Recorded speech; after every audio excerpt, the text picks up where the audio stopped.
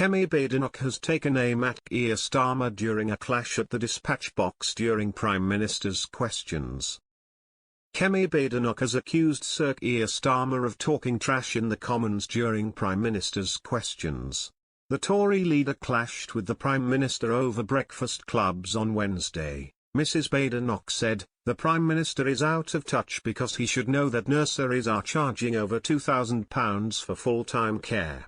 That's £24,000 a year after tax, and he's talking about 60p breakfast clubs.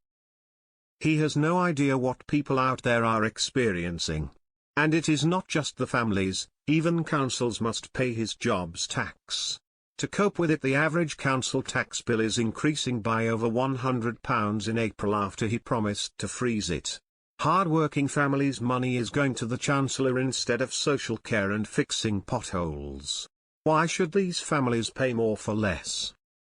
Sir Keir Starmer replied, "Well, she really shouldn't denigrate what I think she calls 60p breakfast clubs. She should be welcoming them." And she asked about council tax. The Tories put up council tax every year for 12 years. Their manifesto, Tory LGA manifesto, governments should remove the caps on council tax. We're the ones that are doing the right things to get the country on the right tax. Mrs. Badenoch hit back, "The point is he promised to freeze and they are going up.